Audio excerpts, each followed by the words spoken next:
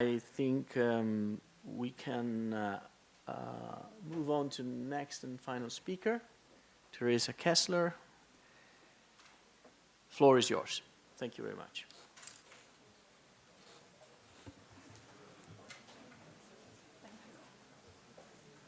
Okay. Thank you very much for the invitation to this very interesting event. Stefan Benisch is very sorry he couldn't make it. He was on another assignment, and he says his best greetings, best regards to all of you. My name is Teresa Kessler. I'm not an associate. I'm a project leader in our office, working on the project you see here. It is called Dorotheenquartier in Stuttgart. That's an office and retail and living building in the city center of Stuttgart. It's my very first lecture in English, so I hope you do excuse if I make mistakes or I'm searching for the right words. Let me tell you where we come from, who we are.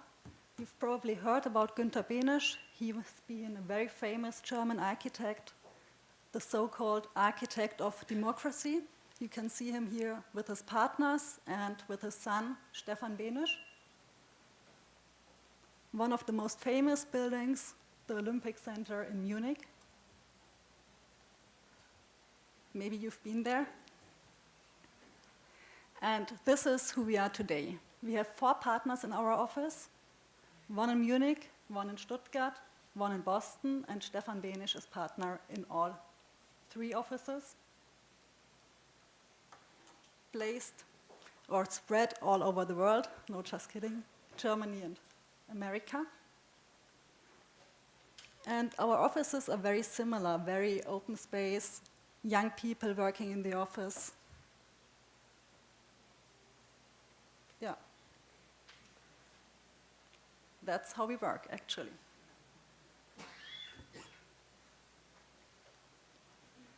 A very big part of our work is sustainable architecture, so that's why I'm here and presenting our work.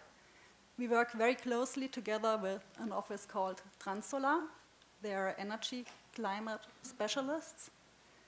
And we have, for example, an exhibition touring around the world, currently in Israel, and not talking about sustainability, but about what makes a building, kind of. The temperature, air, sound, light, and human scale are very important when you think of designing a building. Social sustainability. It's not only about the energy consumption, but also about the public space, urban context, what has been there, the cultural context. It's very important being careful with the resources, with the material you use, and of course, the air of a space, the climate, the temperature, the light is very important. For us in Europe, it's more common, but for example, in America, it's not common sense, common known, that a working place needs daylight to give you a good feeling, to make you be more productive. Sorry.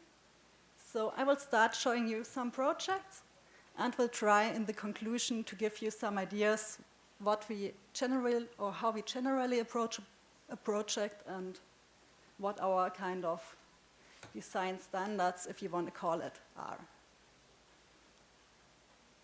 One of the very first projects, an office building in the Netherlands. It was a European pilot project for sustainable architecture. It's very much about the people who use it. It has 2 interior gardens that can be used not only for meetings or internal like parties or conferences, but are also part of your daily working space. So every office has its own balcony and can sit close to the water, looking out and work there. Another office in Boston, this one, that introduced the new idea about bringing light really deep into the building. we created a light chandelier, bringing the light down with a heliostat on the top, redirecting the light right into the middle of the building, giving each working space daylight. This building, of course, is very energy efficient as well. It got LEED Platinum status. I don't know if you know the LEED certification, but there are different ways to certificate a building, like the American system, LEED, BREEAM. In Germany, we have DGNB. But these are just numbers. It's not about the people working, living, using the buildings. But it's a really, really good start and very important. Okay, let me tell you a bit about our more current projects. We did the new headquarters for Unilever in Hamburg. I don't know if you know Unilever. It's a food company, kind of. It's placed in the Hafen city of Hamburg, very prominently next to Queen Mary, actually. And what's been really important is the public going through the building, flowing through. The Unilever headquarters are giving the city back more public space than they gained, kind of. So not only the interior is public for everyone, but they created a very nice outside space as well. They have cafes on the ground floor, shops, of course, because they want to sell their products, and office spaces on the upper floors. They have open space office, which is pretty important because Unilever is very proud of its low hierarchy. They have, like, the bosses sitting and working there are not on the top level, but really in between the people as well. And it's a structure about, sorry, let me go back quickly, about networking as well. And that's what they try to implement with the building. You can see the bridges and stairs connecting the floors and working spaces with each other. That's the building from the outside, the membran facade.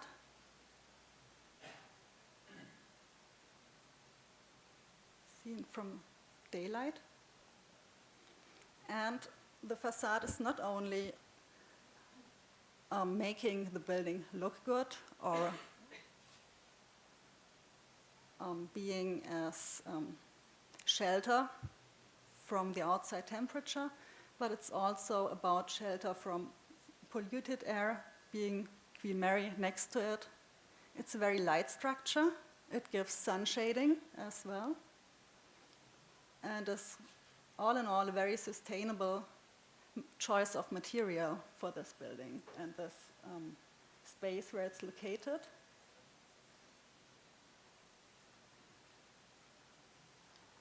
Here you can see what I told you, like the internal connecting bridges for networking, low hierarchy. The daylight is coming into the atrium space as well. All offices have operable windows, which is not a common thing everywhere, but it gives the client, the user, a good feeling about the room. You can identify with your room, you can identify with the building and feel comfortable there. We use LED technique wherever we can, actually, because it saves up to 70% of energy compared to other systems. So the rings you see here are not only very energy efficient, but also art, which is a nice mixture within the building. Here you can see the meeting points, people lingering around, being compared to a ship, kind of. I mean, it's placed next to the water, so. And here's the LED lighting we use for the normal office spaces. As said, 70% less energy. So, but here we come to the real measures for a sustainable sustainable building, we use the groundwater for heating and cooling. It goes directly into the ceilings. We use a natural ventilation coming in through the window. We can use the natural ventilation because of the foil facade, the skin I showed you, that's cleaning already part of the air. The used air goes up into the atrium and has a heat exchanger in the atrium recovering the heat. If the air is too bad, we can use an additional mechanical ventilation going through a filter. It's not only about the technical stuff, so maybe we are here with a low-tech part of sustainability. It's also about designing the whole building in a sustainable way. So the floors are shaped that the maximum of daylight is approached. We have green gardens recovering like a green space or green garden is always better than a concrete floor. So in the city, whenever you build something, it's really, really good to recreate some natural area on top or within or wherever. So all in all these measures actually lead to a very sustainable building.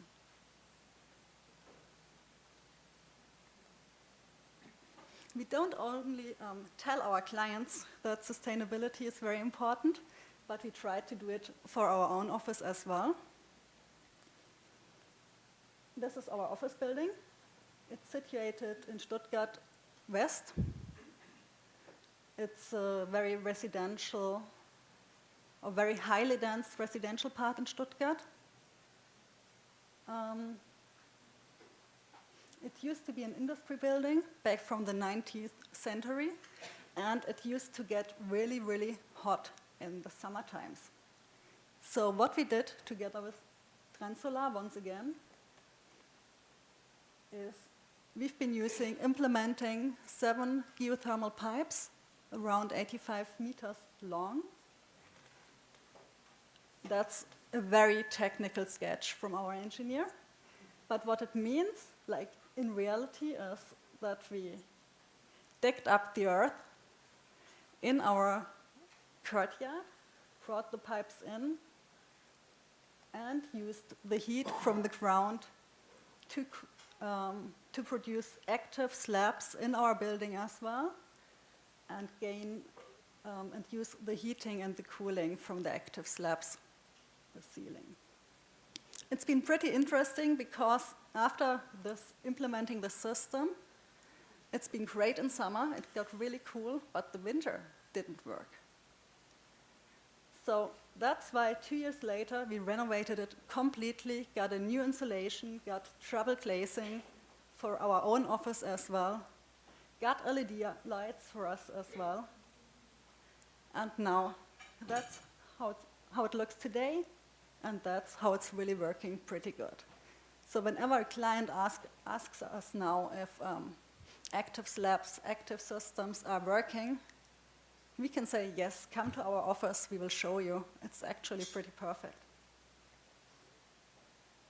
This is our garden outside. One of our newest projects, it's the law school in Baltimore.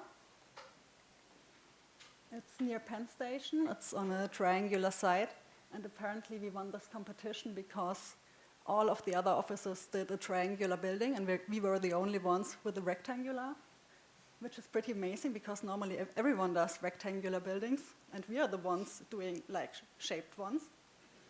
Okay, this time it was the other way around. That's the view from Charleston Street. And that's the use distributed through the whole building.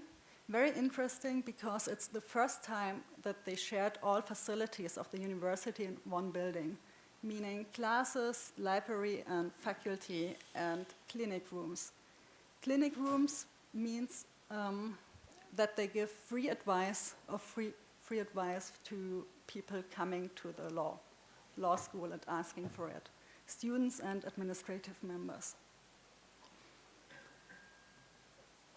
What's sustainable here as well, that all users have different necessity. No, sorry, let me say it the other way around. A use like an auditorium requires more height than a normal classroom, than an office, and the other uses. So this building has, as you can see, maybe written in the large classroom, different heights through the section, and has an atrium connecting the different heights with each other. It's a green atrium, once again. I don't know.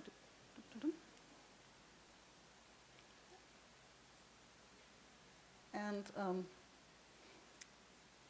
it has, for the different uses, different facades. The office and classroom facades are operable by hand. So every user can, once again, have its influence on its own space, own room. It has external sun shading, which is actually pretty important if we talk about sustainable architecture as well, because external sun shading gives us the possibility to regulate the sun coming in and therefore keeping it cooler in summer. The building has 3 different facades as said, and very important, or very interesting maybe, is the third facade, the library facade, as this facade doesn't have external sun shading, but is working with a pattern, a printed pattern on the glass, providing sun shading as well, in combination with sun glazing and closed panels. Very important for lighting a room. Sorry, that was here. Very important for lighting a room are the upper parts of a room, because the light falls deeper in the higher it comes. So we tried to concentrate the printed parts lower in the places where you don't want to look out, to gain more daylight into the rooms, and the other way around, in places where you sit and want to see out, then of course it's less printed. That's once again the office classroom facade. And that's here as well a hybrid ventilation system. First we have the mechanical, the operable windows, which can be used like 4 months a year. And we have a green light telling the users if the air is polluted or not, so if they can use the window or not, which is pretty interesting as well. Once again, the air is brought into the atrium and brought out on top. In this building, we use geothermal possibilities as well. We have active slabs. We have the supply for the energy for electrical, for heating, cooling, everything in the concrete slabs, so you don't see the things in your building, which is pretty interesting as well, because we often have situations that like electrical stuff is coming out of a facade or a wall where you don't want to see it. So everything is in the ceiling. And that's how the ceiling is looking like then. It's a concrete ceiling because it's an active concrete slab, not painted. That's our choice, that it's not painted. And that's the atrium going up.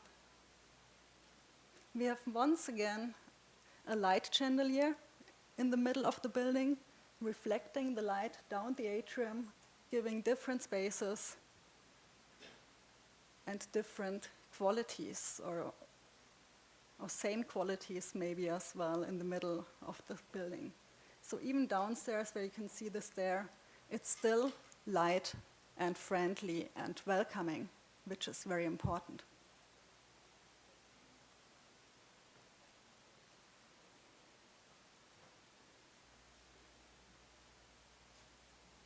And as written before, it's finished this year, 2013. So we're very proud that this building is going for LEED Platinum as well, and has been awarded together with two other buildings, the Energy Performance and Architecture Award this year. So it's really, really high quality, high leading in the energy consumption. Even compared to European projects, which is pretty interesting because we Europeans tend to say we are way better in taking care of the energy than the Americans, but no, we are not. A completely different approach to sustainability is how we take care of the context, what's been given to us. Because, I mean, when we look at architecture, it's very important that we keep in mind architecture is what stays like and what we want to preserve if it's well done. So in Hamburg, we have the Chamber of Commerce. That's the ship trading association. And they had a very interesting task. They have a great hall and needed 1,000 square meters more space usable in their building. Our idea was to let the space be experienceable, don't to destroy it, because it's, as you have seen, very nice, very interesting.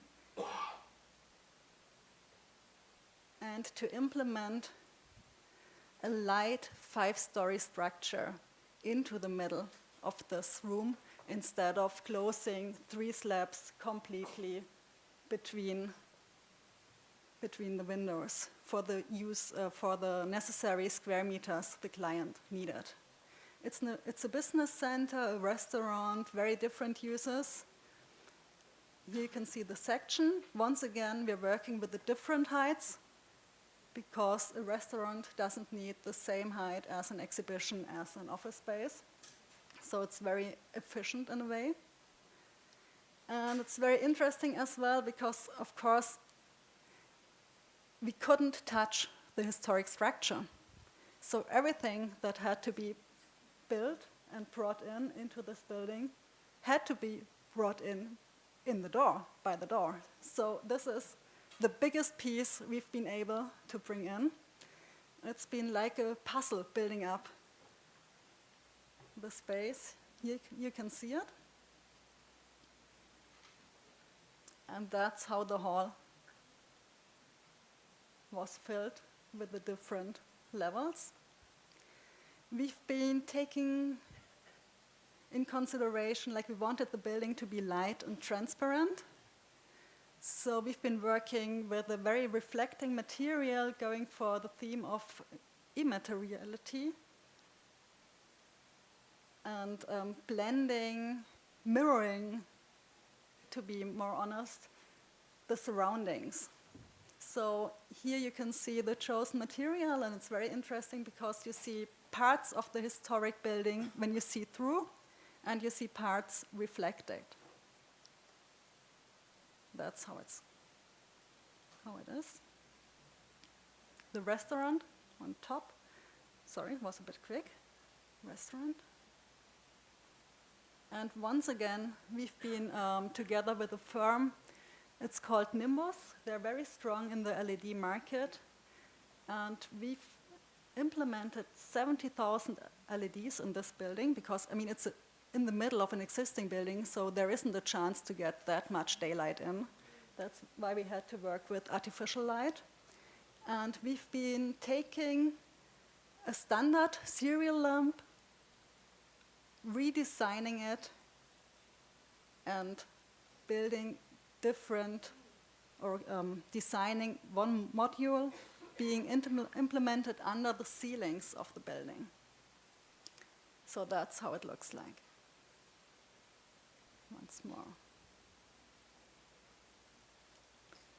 Another building, very interesting because a speed skating stadium normally uses a lot of energy, but we've been trying to make it better, and we achieved it. So here's a picture of the situation 1959. It's been a lake. It's been the coldest lake in Germany, so it was used as an ice skating ramp, outdoor ice skating ramp. It soon got pretty popular in Germany. It's the place where the national championship is taking place. And 2009, they decided that they want to have a hall or a building around their speed skating arena, kind of. So it's in Bavaria. It's a pretty cold area next to the mountains, and the nature surrounding the stadium is pretty amazing and pretty beautiful. So we try to do something that's not destroying the nature, but being kind of part of it, being a light structure, leaving the view to the mountain, even if you're inside of the speed skating hall, and the view to the lake. And we wanted natural daylight in the speed skating area, which is a pretty difficult task considering that the sunlight destroys the ice. And of course, a speed skating area needs to have high quality ice for the races going on there. So that's how it looks like. We have a membrane foiled roof above, and the structure is 80 meters free, column free, you would call it. And here in the picture you can already see like ice bulging up, and these ice are really windows with foil facade once again, with EFT foil facade that bring diffuse light in. These windows are really designed with a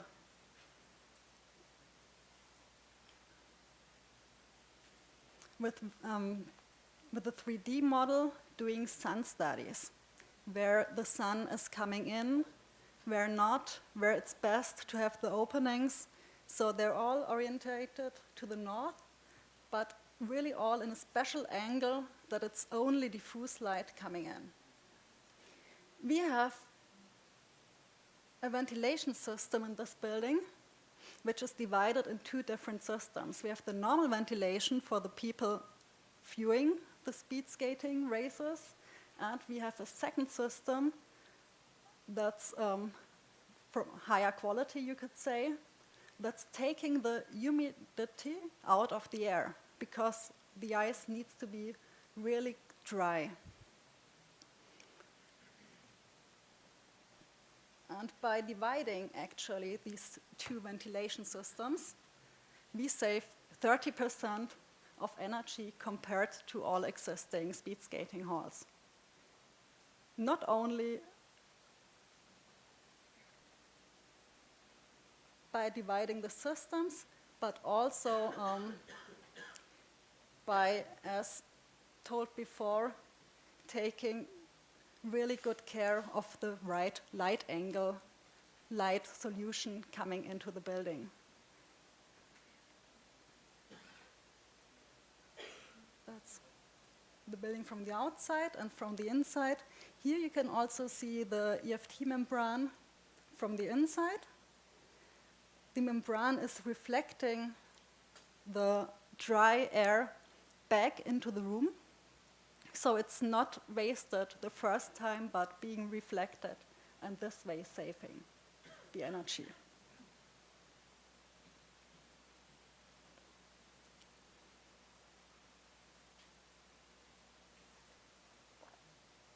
Okay, and the last building I'm going to show you is a conference room for the World Intellectual Property Organization in Geneva.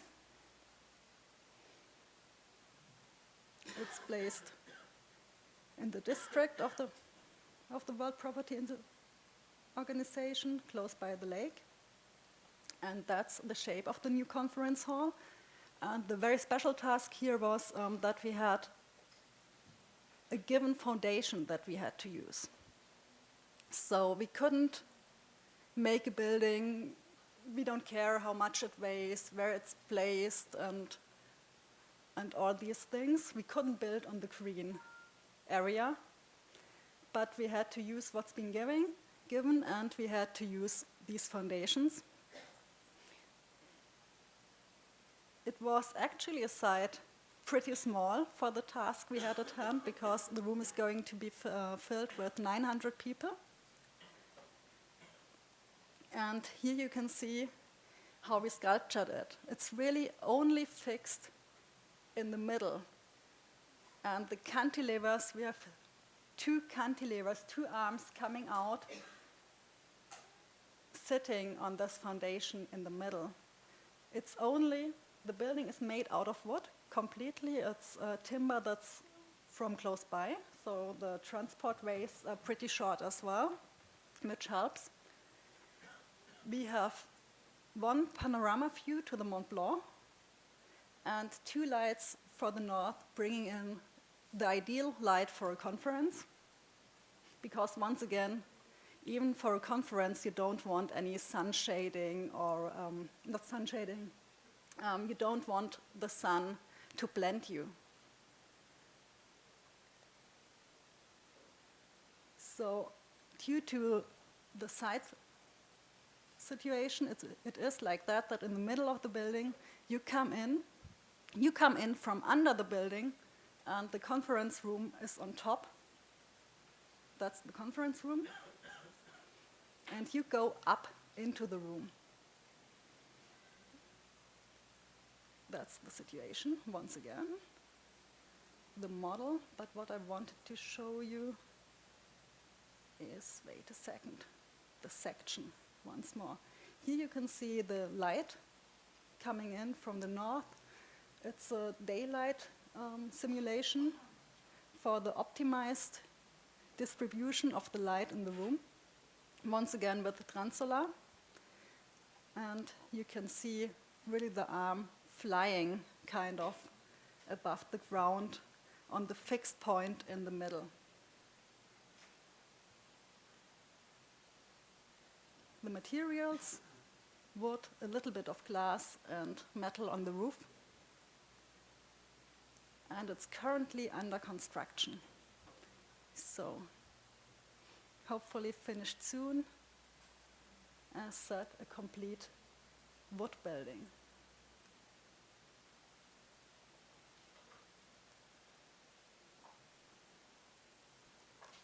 Okay, I've been asked to give you an idea what sustainability means for every building, kind of guidelines that we can implement on our approach of architecture.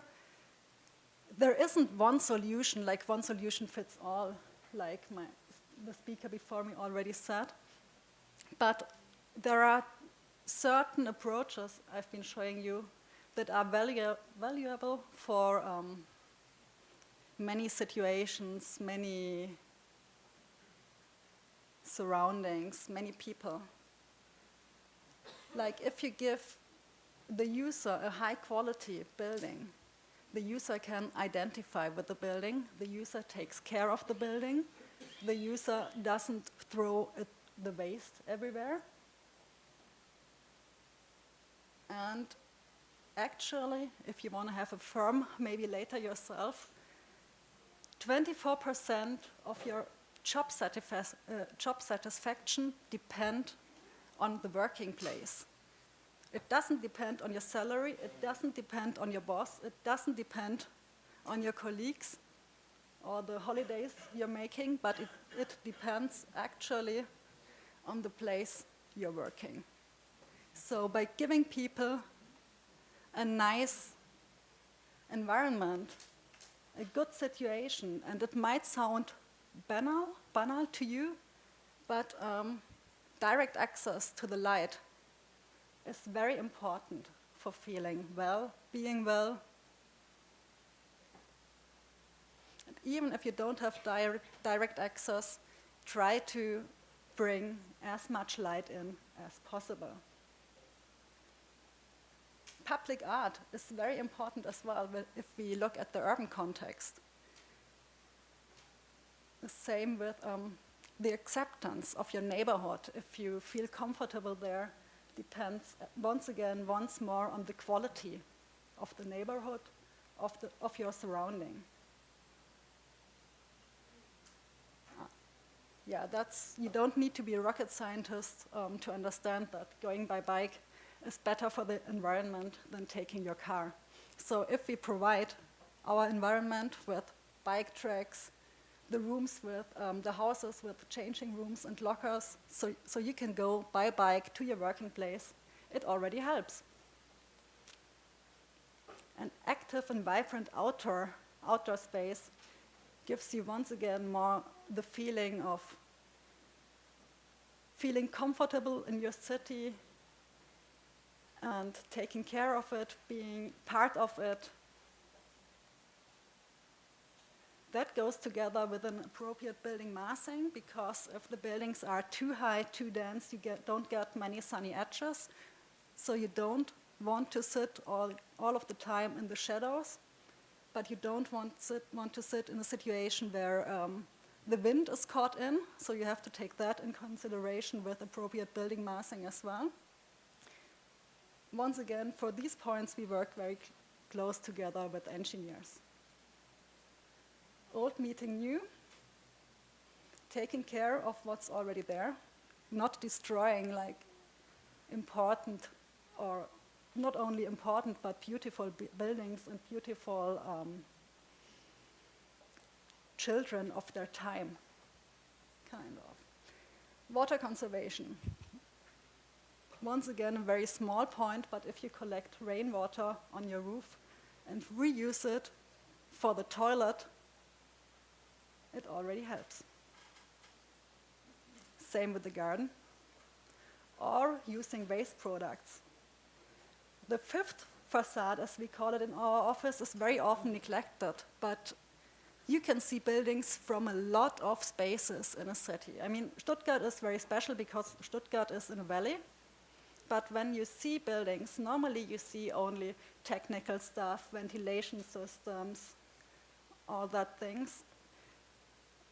But we can avoid that. We can take care, we can integrate the technical stuff and make the roofing more beautiful, nicer to look at, nicer to be outside as well.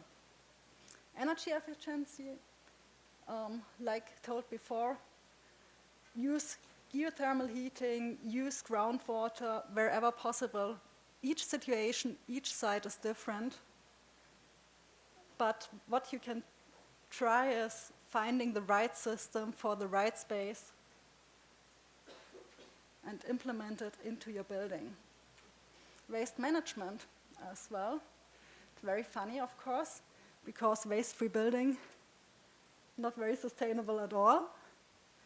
If you use plastic or even printing, you can avoid that and go for the paperless office if it's working. But that's a problem because, I mean, we try to teach people paperless office would be great, but we don't manage to do that ourselves. So we have to train ourselves as well and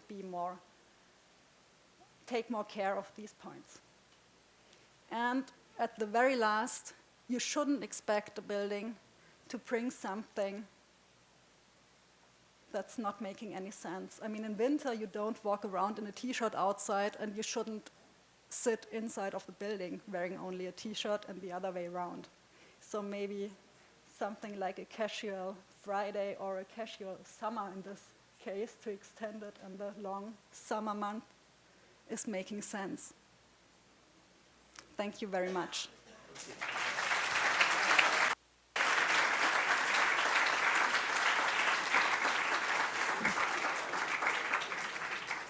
Thank you very much, Teresa, also for these very last remarks on sustainable behaviors.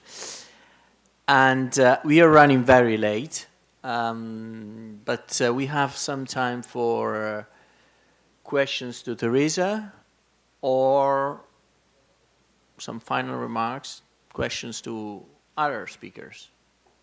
Yes, 1, 2.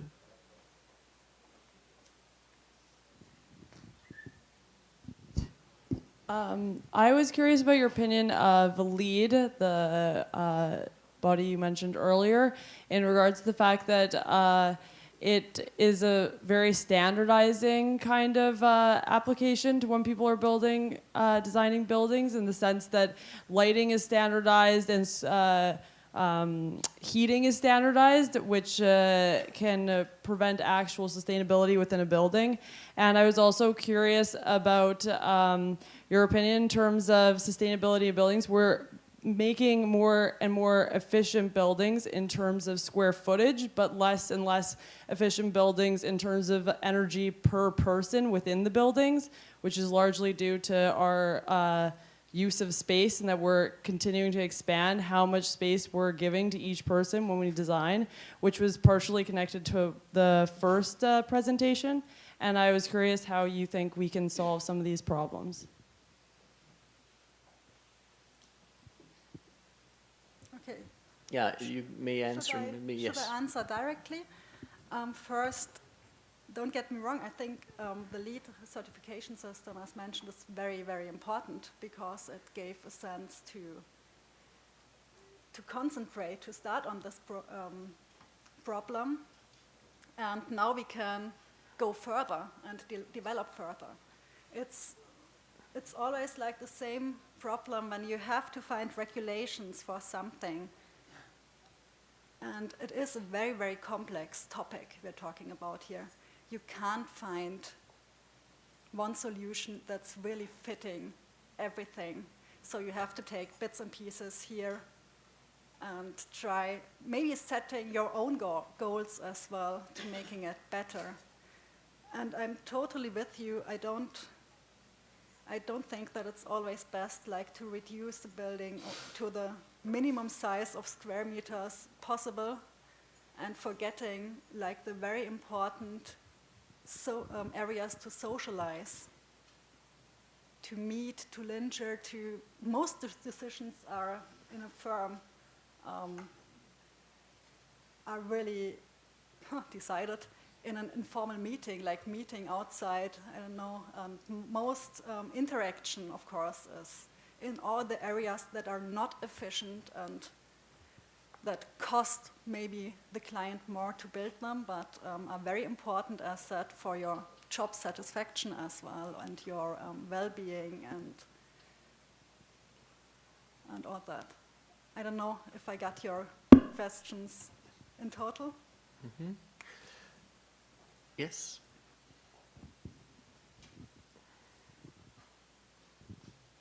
As a matter of curiosity, you're an architect? Yeah, I'm an architect, and I have a question for you. You've been showing us projects developed in Europe and mostly in America. But what do you think about a sustainable approach in other countries like Africa or Middle East or Arabian countries?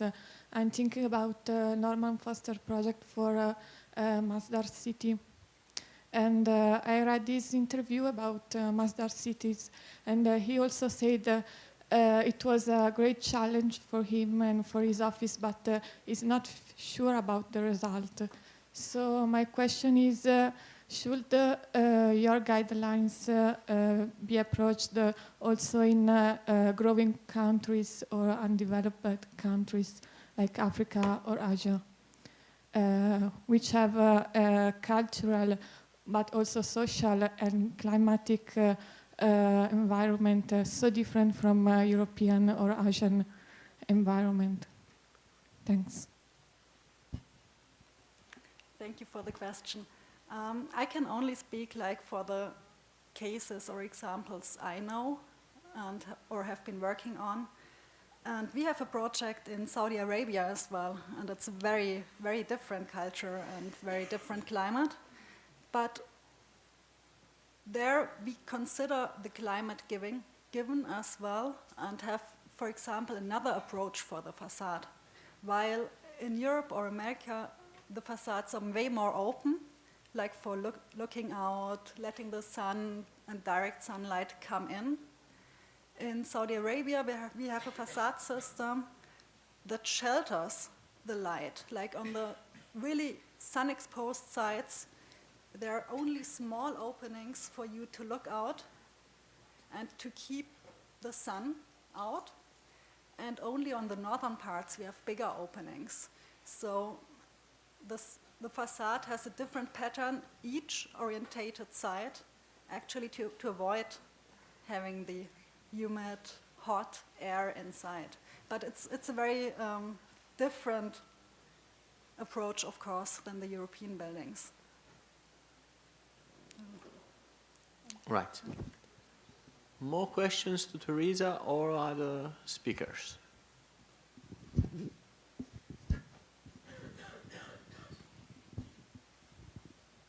No? Oh, yes, one. Hello, hi. Hi. A question that has something about architecture, but something about economics too. You are by... I'm an architect. I'm working in Milan. I'm interested in knowing how is your concept of sustainability in the work of architecture.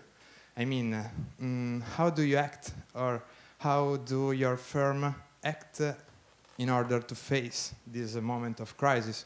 Which are the markets that are you exploring? Which kind of work are you doing normally? Competition? You have clients?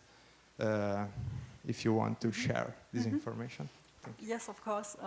We're normally doing competitions because it's not as easy that a person is walking into the office saying, hey, do you want to build a big office building for me? And it's also the case that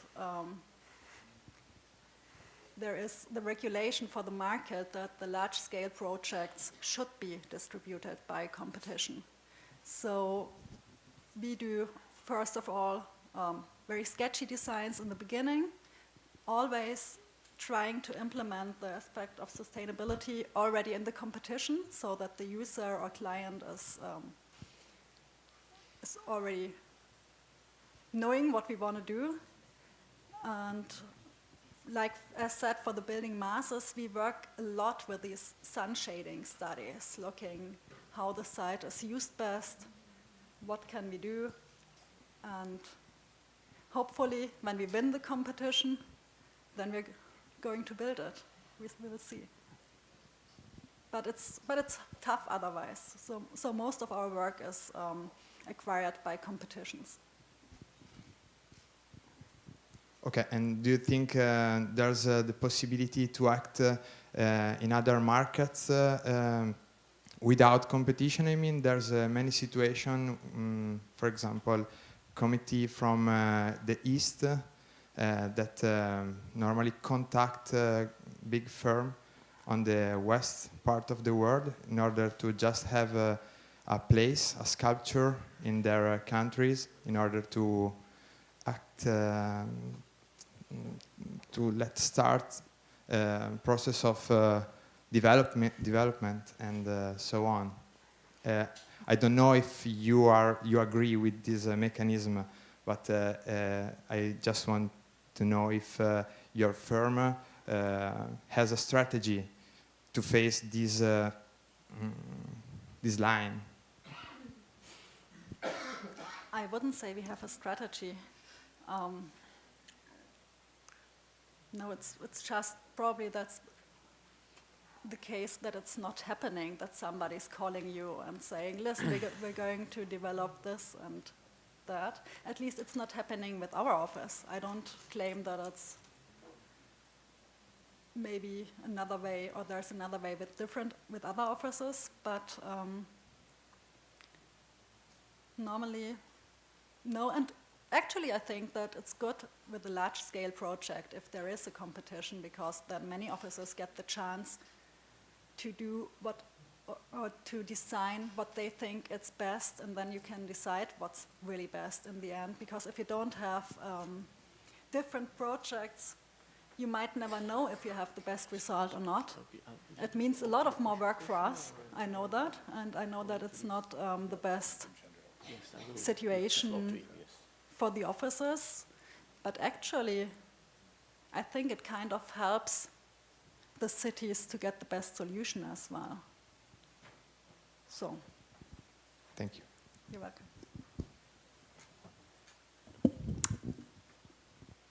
More questions? Yes?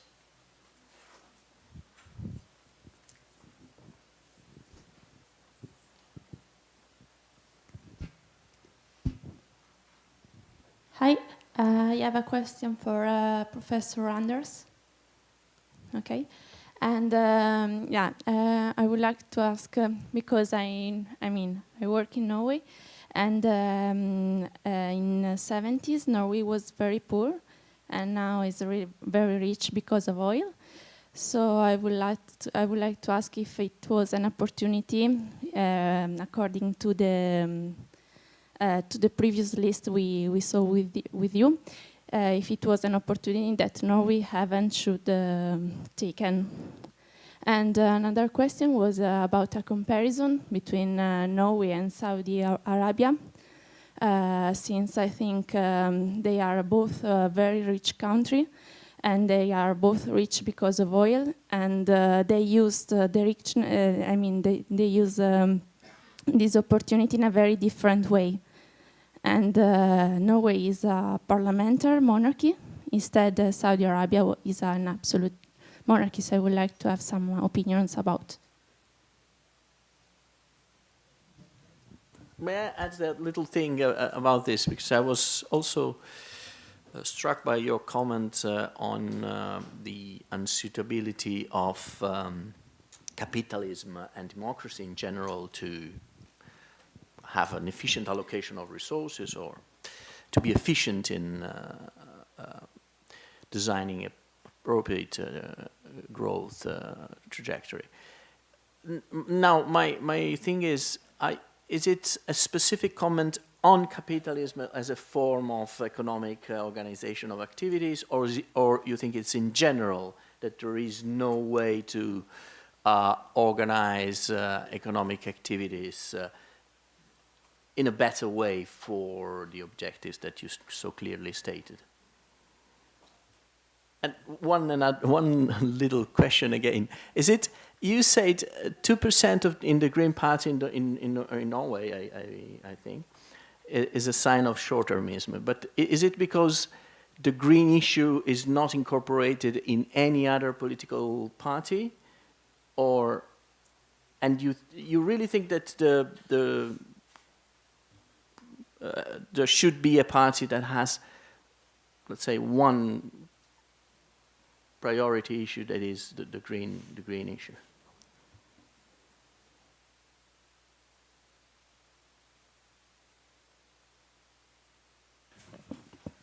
Many interesting questions. First of all, concerning Norway versus Saudi Arabia, both becoming wealthy based on oil. The two nations have followed rather different approaches. Neither is particularly good. Let me explain to you in my terms what Norway has done, which mixes interesting things, which also relate to your question, and negative things. So the first thing that happened in Norway when oil was found in the late 1960s was that it was nationalized. So very quickly, the state said, we own the oil. The oil does not belong to American oil companies or to whatever. It is the Norwegian state. And then they further on went to say that this oil is going to be developed for the interest of the people, not for the elite, not for business, not for whatever. And this was executed to the extent that currently, as you probably know, and then the third thing that was said, Norway is already sufficiently rich that we don't need, to further boost incomes with the oil money, so we will save the money for future generations. So that was the policy developed during the 1970s, and it was inspired by the history of Holland that found gas roughly 10 years before we found our oil. And they did it in the normal capitalistic manner. They just let business loose, you know, to maximize short-term profit as fast as possible. And the whole thing was done in less than 20 years, you know, explosion and then decline, just like mining in the United States typically takes place. We're now 40 years down the line, and what has happened is that Norway now, the Norwegian sovereign fund, you know, the 5 million Norwegians own now the largest, or one of the largest funds in the world, and it has gotten to the extent that what we have done over the last 40 years is to pump out a lot of oil and gas and buy shares in international companies for the money. And Norway now owns close to 2% of all the shares in all the stock exchanges in all the countries of the world. And that's then held by the Norwegian public. And we use 3%, so we use the dividend every year as a small input to the Norwegian economy. This is very elegant and portrays two things which I think is important. First of all, that state ownership, strong government, elite government is actually a much better idea when you find, you know, a big resource than if you just let market forces loose. On the other hand, it is very surprising that the Norwegian parliament, which is of course ordinary short-term Norwegians, you know, have been willing to accept that the money is not being used every year, but is invested abroad and only a small amount. And the reason why this happened was that the Ministry of Finance in our country took control also this time, as they did, you know, in the early 50s when we really started the first industrialization, and came up with this idea that we ought to invest abroad in order not to get the Dutch disease in the country. And they managed to pass the legislation 10 years before the first income came into the fund. 10 years. And at that point in time, the parliamentarians probably were not bright enough to understand that this was pretty smart. You know, and so they went along, you know, with this policy, and then 10 years later, when the first money started to appear, they didn't dare to say that this was a bad idea to send the money abroad. And so only last fall, we've got the first right-wing government, last month, a right-wing government in the country, which has had on its book for 30 years, you know, to try to take the money back and start spending it on Norwegian infrastructure instead of having it in abroad. So we will see. So the Norwegian oil story is an interesting one. Many positive things, many negative things, and a very interesting lesson in the interplay between strong government, elite government, and democratic forces, you know, short-term versus long-term.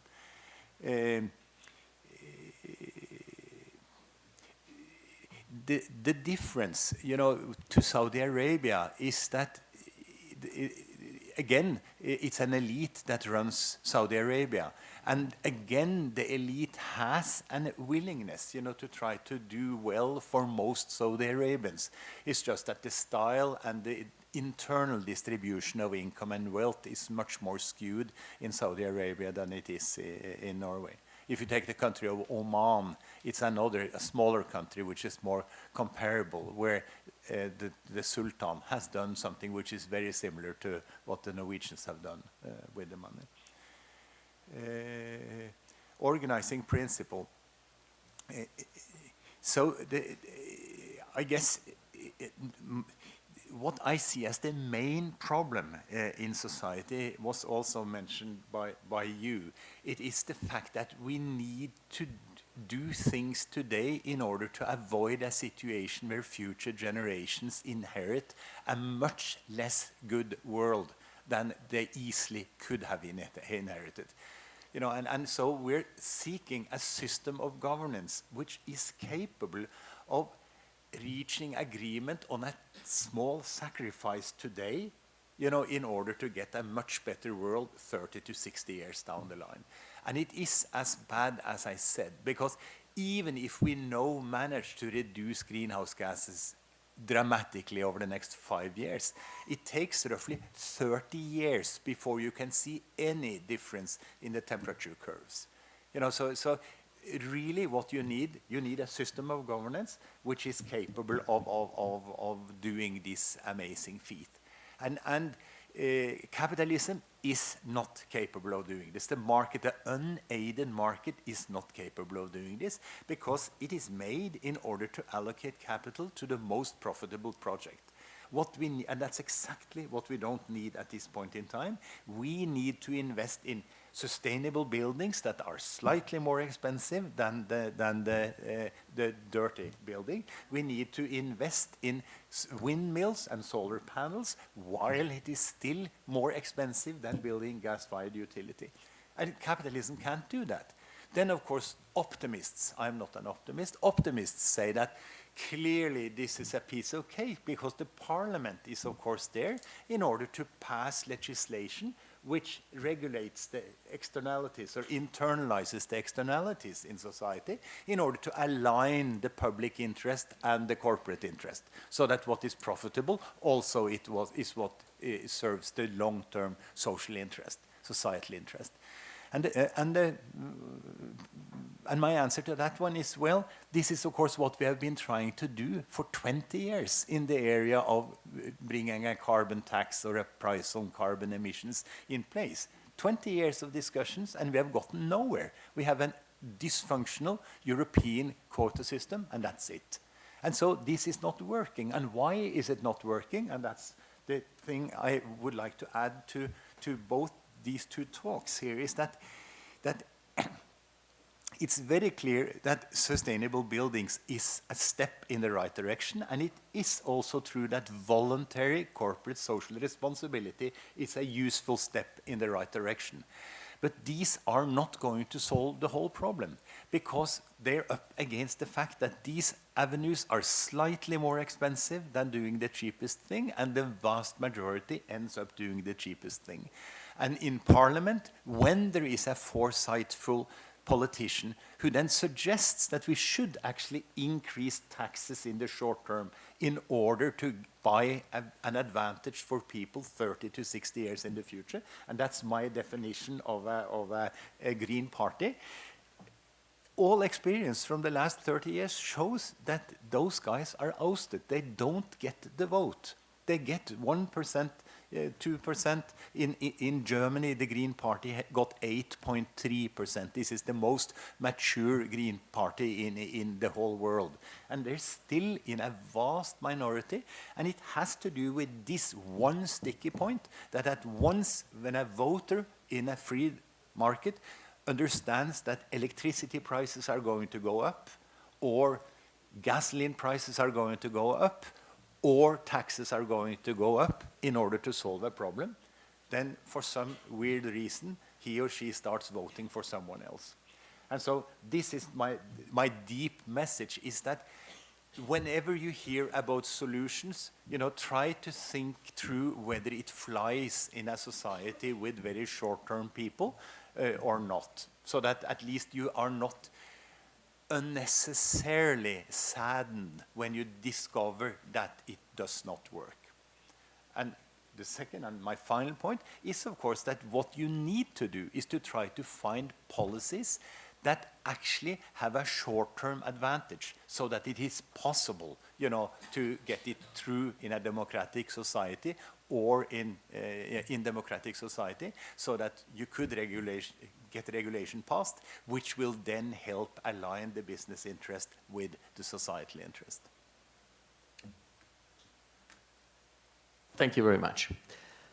Well, it's 6:30, so very late. You'll be relieved to know that I'm not able to draw any conclusion from this debate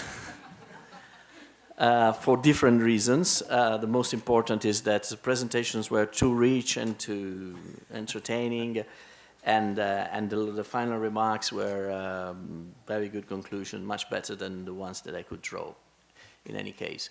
I bring home this strong feeling that we should think about organizational principles and the properties of markets. We had actually very different angles from which to look at this problem, because we have these final remarks about capitalism and the inherent short-termism in the organization of economic activities. On the other side, we had also some idea that market incentives can work also where traditionally public policy was supposed to be at work, so private politics versus public policy. So I think this is probably one of the most important things that I would just like to underline, and also the fact that what you say at the very beginning in your preamble, let's say that it's time to stop the debate growth versus non-growth. It may seem obvious to many people, but I think we should keep on saying this, because there is a lot of effort that is still being put on this useless argument. So I would say that if other speakers have any further remark, I would say that the famous aperitivo is ready. Is it? Is it? So the last thing I need to do is really thank, also on behalf of the Alta Scuola Politecnico, our speakers. That's been, for me, but also for the alumni, a wonderful afternoon, full of interesting things and a lot of food for further thinking. Thank you very much, and come back to Alta Scuola.